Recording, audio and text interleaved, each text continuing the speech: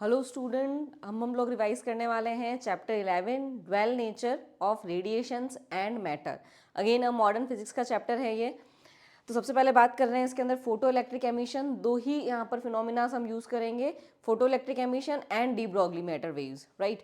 तो photo electric emission क्या होता है कि जब भी किसी मेटल की सरफेस पे फोटोन फॉल होते हैं तो उसमें से इलेक्ट्रॉन का इजेक्शन होता है या एमिशन होता है। इस प्रोसेस को, इस फिनोमिना को हम कहते हैं फोटो इलेक्ट्रिक एमिशन।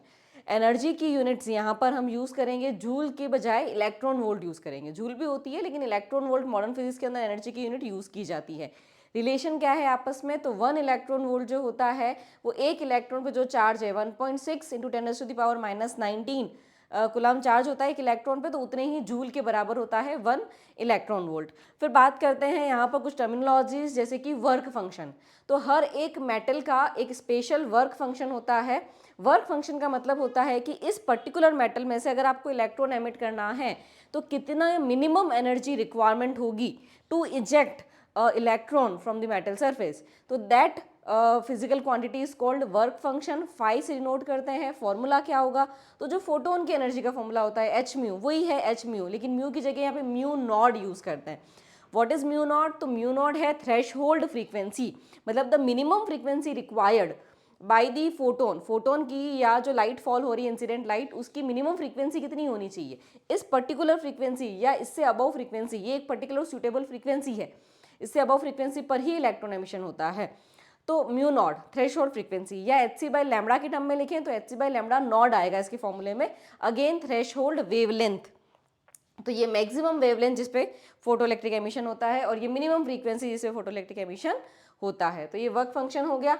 इसके अंदर जो टर्मिनोलॉजीज यूज हो रही है एच, वो क्या है, तो एच है प्लांक कांस्टेंट जिसकी value 6.63 into 10⁻⁻34 joule into second.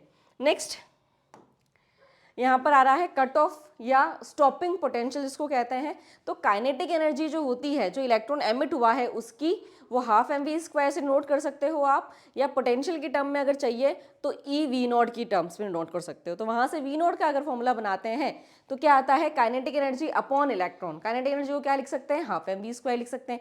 Maximum kinetic energy लिख रहे हैं तो मैक्सिमम वेलोसिटी भी आएगी, ठीक है। अब यहाँ पर कुछ रूल्स हैं या लॉज हैं फोटो इलेक्ट्रिक एमिशन के, कि कब फोटो इलेक्ट्रिक एमिशन होगा या जब फोटो इलेक्ट्रिक एमिशन हो रहा है तो क्या क्या चीज़ें वैलिड होती हैं। तो फोटो इलेक्ट्रिक करंट जो होता है वो इंटेंसिटी पे डिपेंड करता है। देखिए, इंटेंसिटी ऑफ इंसिडेंट लाइट का मतलब है कि कितने नंबर ऑफ फोटोन्स फॉल हो रहे हैं। जितने नंबर ऑफ फोटोन्स फॉल होंगे उतने ही नंबर ऑफ इलेक्ट्रॉन्स निकलेंगे, क्योंकि एक फोटोन एक इलेक्ट्रॉन को एमिट करता है ना। इलास्टिक कोलिजन है दोनों के बीच में, वो इससे आगे टकराएगा और ये बाहर निकलेगा। तो जितने नंबर ऑफ फोटोन्स आ रहे हैं उतने ही नंबर ऑफ इलेक्ट्रॉन्स, तो डायरेक्टली प्रोपोर्शनल, जितने नंबर ऑफ इलेक्ट्रॉन्स निकलेंगे उतने ही करंट आएगी। तो photo electric current directly proportional to intensity, और इंटेंसिटी को भी मैंने यहाँ पे डिफाइन कर दिया। स्टॉपिंग पोटेंशियल किस पे डिपेंड करता है, तो वो फ्रीक्वेंसी पे डिपेंड करता है, लेकिन कब, जब फ्रीक्वेंसी म्यू नॉट से ज़्यादा है, क्योंकि म्यू नॉट से कम पे तो फोटो इलेक्ट्रिक एमिशन ही नहीं हो रहा, ठीक है।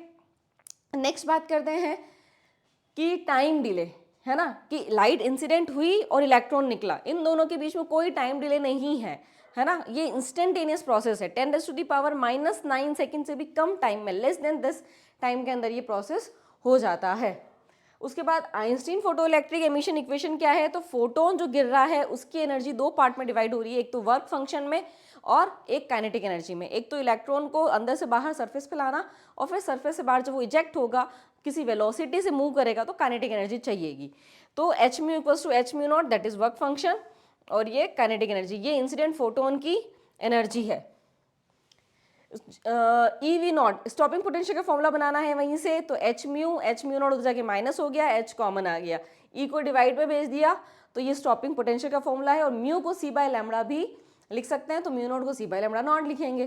Conditions for photo electric emission, lambda must be less than, क्योंकि ये मैक्सिमम वेवलेंथ होती है, एंड म्यू मस्ट बी क्या होता है, ग्रेटर देन म्यू नॉट होना चाहिए। नेक्स्ट बात कर रहे हैं अपन यहाँ पर एनर्जी और रेस्ट मास ऑफ फोटोन। तो रेस्ट मास फोटोन का 0 होता है, energy of photon E equals to H mu होती है, जिसको एच सी बाय लैम्बडा भी लिख सकते हैं। लैम्डा अगर नैनोमीटर में है, देखिए यहाँ पर ये डेटा याद रखने का आपको बहुत बेनिफिट होगा। अदरवाइज हम जूल को इलेक्ट्रॉन वोल्ट में, इलेक्ट्रॉन को जूल में और यूनिट कन्वर्जन में हम बहुत सारी बड़ी कैलकुलेशन में फंस जाते हैं, टाइम कंज्यूमिंग होता है।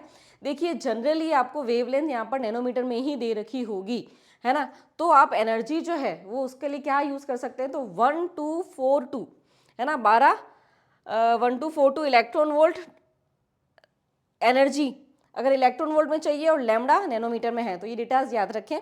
1242 electron volt into nanometer, upon में वेवलेंथ रखनी है नैनोमीटर के अंदर, तो आपकी एनर्जी जो है वो इलेक्ट्रॉन वोल्ट के अंदर आ जाएगी। नैनोमीटर से नैनोमीटर कैंसिल होके। मोमेंटम फोटोन की बात करें तो मोमेंटम होता है h upon lambda, h upon lambda या E upon c, energy upon speed of light.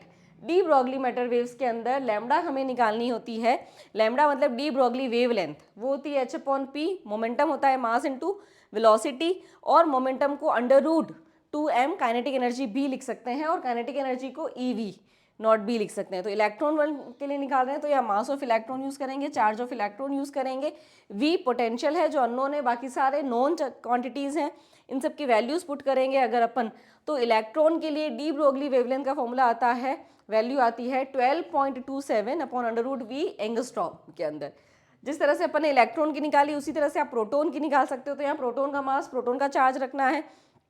Similarly आप अल्फा पार्टिकल के लिए भी निकाल सकते हो, और प्रोटॉन और अल्फा पार्टिकल के अंदर कई बार रेशियो पूछते हैं, तो वहाँ आपको ये पता होना चाहिए कि mass of alpha particle 4 times है मास ऑफ प्रोटॉन का, और चार्ज ऑन अल्फा पार्टिकल जो है वो 2 टाइम्स है चार्ज ऑफ प्रोटॉन का। तो जब आप कंपेयर करेंगे H से H, V से V कट जाएगा, और रेशियो पूछते हैं प्रोटॉन और अल्फा पार्टिकल की डी ब्रोगली वेवलेंथ का जनरली, तो ये रिलेशन अगर आपको पता है तो आप रेशियो निकाल पाएंगे।